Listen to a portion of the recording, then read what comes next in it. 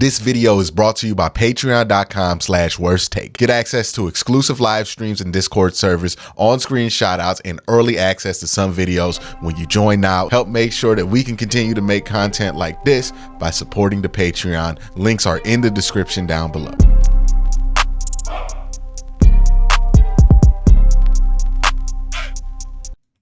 Take a drink if you've heard this one before. The Browns offense is changing. I know you've heard that before. If you've watched me, you've heard me say that. If you've watched anybody, respected podcasts, national, local media, we all know that the obvious is coming, which is that the offense is changing. What I think we don't do a good job of explaining is what those changes are actually going to look like. And yes, we have a broad idea that the changes to the offense are going to be more more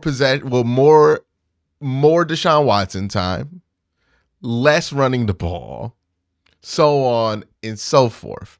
But this has this vagueness, right? This lack of clarity that we have on how the offense is changing, because I don't think we in the media have done a good job of explaining this, has led to a lot of nonsense. I mean, a lot of nonsense, especially when it comes to what I like to call running back panic. We have been infested with running back panic. People talking about trading Nick Chubb, then the people who don't want to trade Nick Chubb, they want to sign Dalvin Cook, or they want to sign Ezekiel Elliott to back up Nick Chubb, even though the offense is changing. Because again, I don't think the media, we included, have done a good job of explaining how subtle these changes actually are going to be.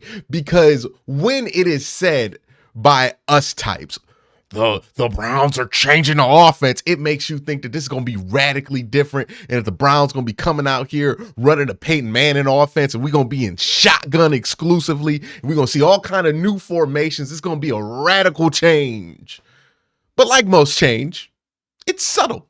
You know, wallpaper over here, a change countertop over there, maybe a new bathroom, right? It's not going to be the drastic makeover that I think some people are expecting, because we have talked about it in such uncertain terms that I think people's imaginations are the only thing that can fill in the blanks. Well, that's what I'm here to do today. I am here to let you imagine less. I am here to fill in those blanks of what we can expect this offense to be, and what does the offense is changing mean for the Cleveland Browns in the future. And also, where are these changes going to come out of, right? Because passing attempts and running attempts are not a infinite resource that you can exploit in football. They have to come out of somewhere. You have a finite amount of plays you can run on the offensive side of the ball. So where are these plays coming from? What plays are going to be taken away so you can run more Deshaun Watson plays? You know, how's this going to look like overall for the whole season? And what's this going to mean from a game by game perspective? I have all of these things here.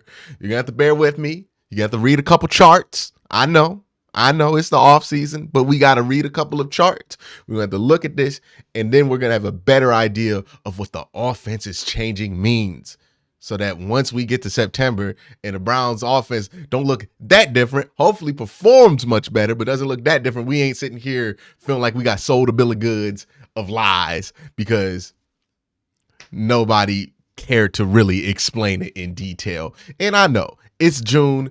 This is probably going to have to be regurgitated sometime before the season starts, because the amount of people who are watching football content in June aren't going to be the same amount of people that are watching it in September and August. This is for the diehards, but maybe the diehards are going to spread the message. By the time we get to the season, we have fair expectations for what the offense is changing actually means when it comes to attempts, when it comes to who's going to get what, when it comes to who's going to be important. Now, the number one myth of the offseason, when you hear the offense is changing, has been, in my opinion, in the conversation when it comes to Nick Chubb.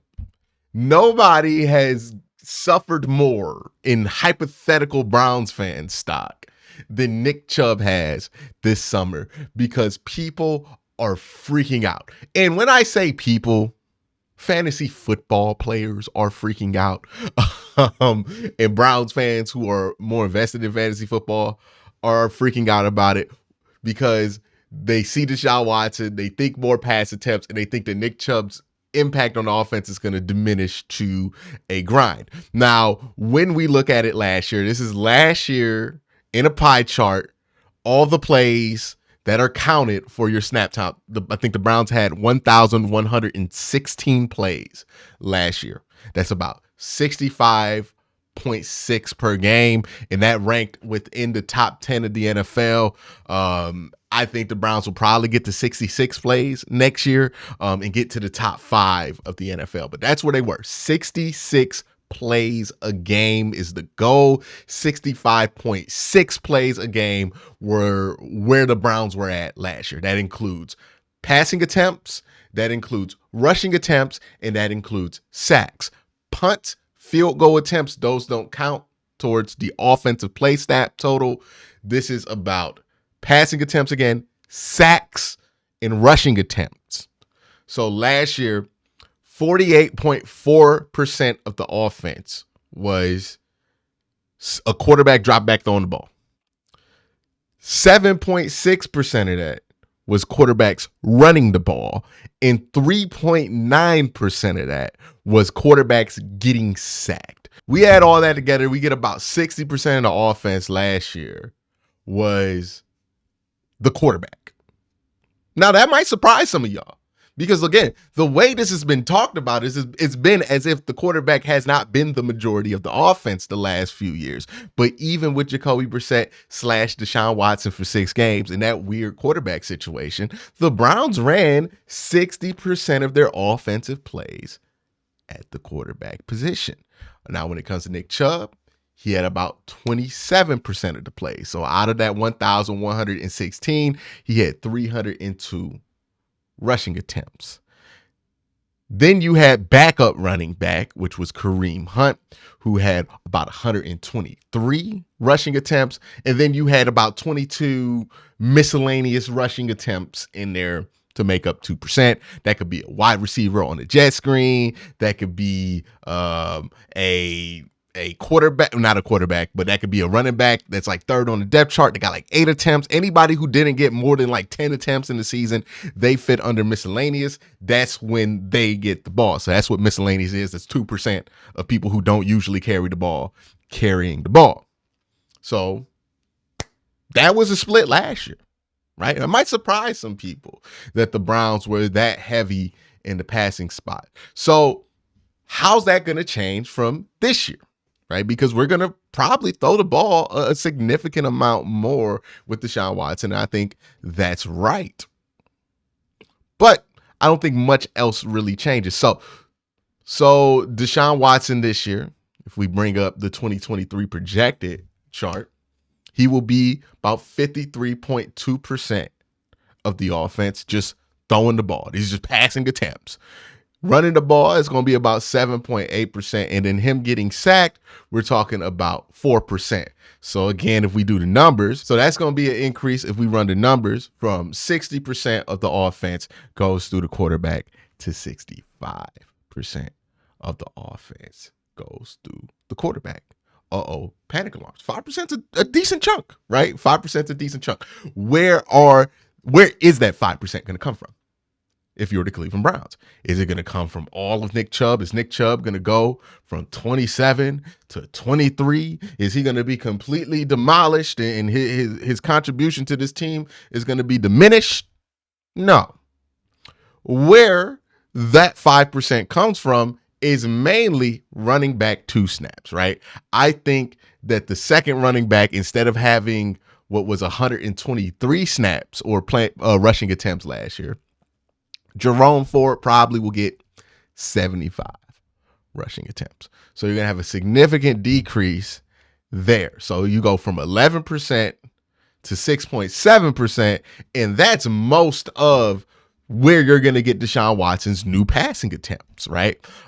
You're going to get a little bit of that from Nick Chubb. Nick Chubb will go down from what is 25.6% to 27. Well, what was 27.1%, my bad, to 25.6%. So about a 1% drop there in the combined amount of offense for Nick Chubb. Now, if we do this even further, right, and we split this into what would this look like per game? The top of this chart is 2020. The bottom of this chart is the top of this chart is 2023.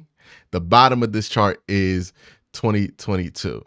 And I want to bring this up because once we get to like the raw numbers, you're going to realize how ridiculous this whole Nick Chubb thing has been, that people have been freaking out about this. So when you look at this per game, it's a similar breakdown, right? 60 to 65, 27 to 25.8, 6.1 to 10.6, 33 or 3%. Probably going to go up in miscellaneous plays because you're going to be running like, some jet sweeps with Elijah Moore more often. You're probably going to do stuff with him out the backfield, give him a couple of carries. So I'm expecting that percentage is going to go up. So your miscellaneous goes up. Your running back 2 goes down. What does that look like on a per game basis? Well, this is where it gets funny. So let's assume that both the Browns teams are going to run about 66 plays a game. Let's add the extra 0.4% to the 2022 total. And let's say that the Browns are able to get off 66 plays a game. What that means is that 43 of these plays a game will be in the hands of the quarterback, passing attempts, running attempts, sacks. 43 snaps in the 2023 offense will be at the quarterback position. Nick Chubb will probably get 17 rushing attempts a game, right? Which some might feel like that's low. Some might feel like that's high. When we compare it to last year's number where Nick Chubb had over 300 carries, you'll see why that's such a non-factor. But 17 rushing attempts is what Nick Chubb will have a game. Running back 2 will have about 4 rushing attempts and then miscellaneous. So between running back 2 and miscellaneous, about 6 rushing attempts. That's going to be the breakdown of the offense for this year.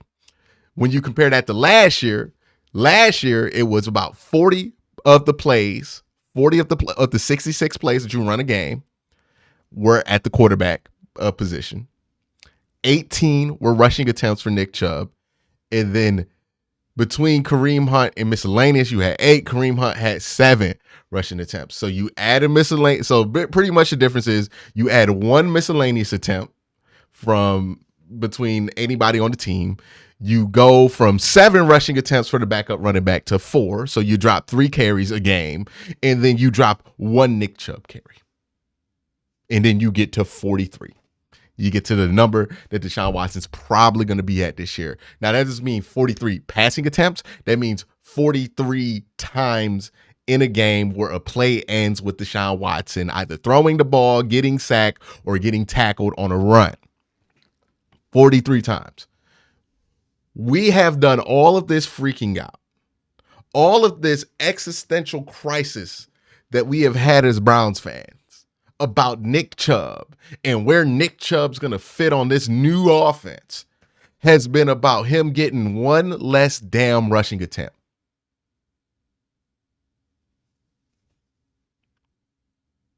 One less rushing attempt.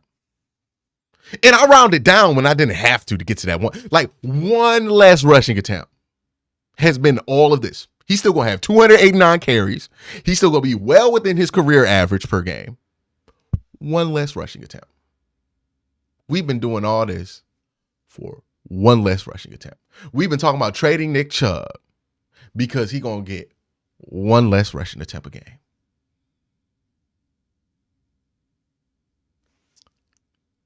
This is why we need to explain things clearer.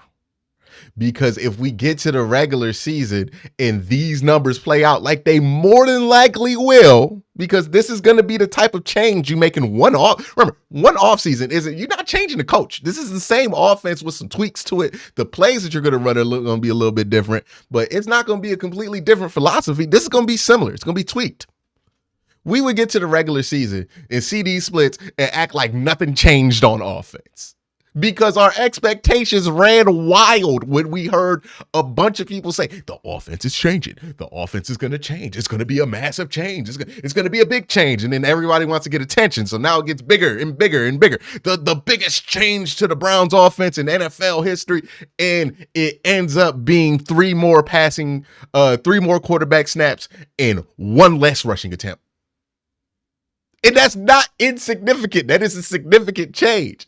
But we have completely lost the runway here, the ground, whatever grounded us to reality with this conversation. I feel like over the course of the summer, we have completely lost that. So whenever you hear somebody say, we should trade Nick Chubb, we talk about one less rushing attempt a game, man. We talking about getting rid of him because he gonna have one less rushing attempt. Whenever you hear somebody say, hey, we should sign Dalvin Cook or we should sign Ezekiel Elliott. Why? To give him 4 rushing attempts a game?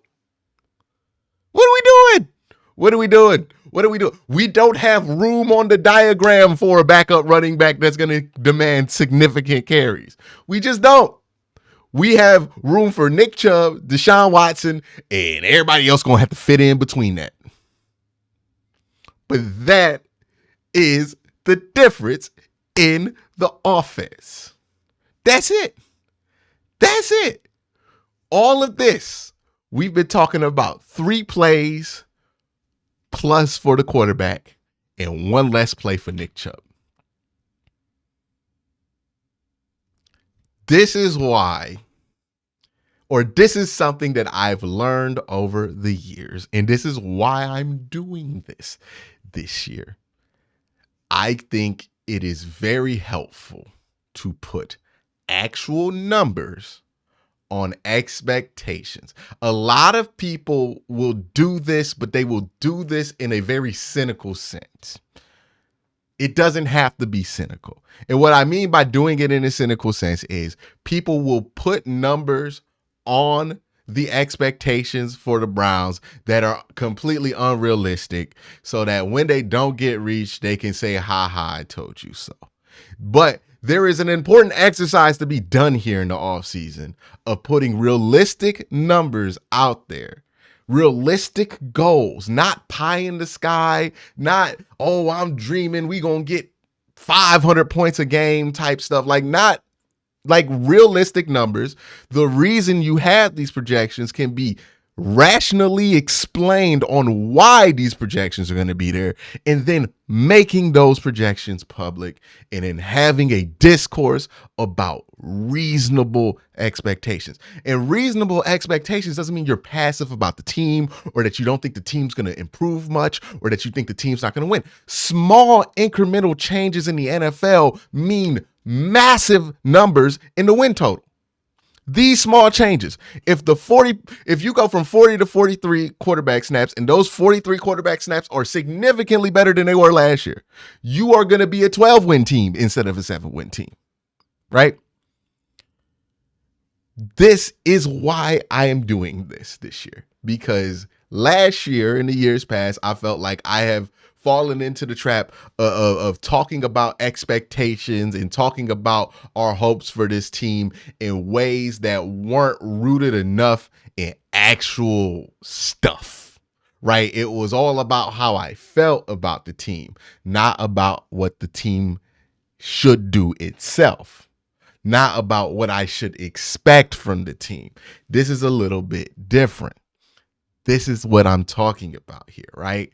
You see the difference. When you look at this on the chart, if somebody explains to you, hey, Deshaun's going to take up about 5% more of the offense. We're going to take that 5% mainly from backup running back and a little bit from Nick Chubb, which is going to result in, 3 more plays a game for the quarterback, 1 less rushing attempt for Nick Chubb, and about 3 less rushing attempts for the backup running back. So that's going to change how we evaluate the backup running back position, which is why we are fine with Jerome Ford, because we're not asking somebody to get 120 carries like we were with Kareem Hunt. We're asking somebody to get 75. So therefore, we don't really need a Dalvin Cook. We don't really need Ezekiel Elliott to take 75 snaps, 75 rushing attempts, my bad, on the offense. We need somebody young who can do that, maybe be a little bit versatile. We think Jerome Ford can be fine taking 75 rushing attempts in this offense, and I think that's a reasonable expectation to have of him. That's all that's changing. It's not a zero deal. It's a big deal. 5% of the offense is a big deal. But it's not a complete revolution on how the Browns are going to be playing football this year. Nick Chubb is still going to be very important to this team. Deshaun Watson is going to be very important to this team. Running the ball is still going to be a significant portion of what this team does.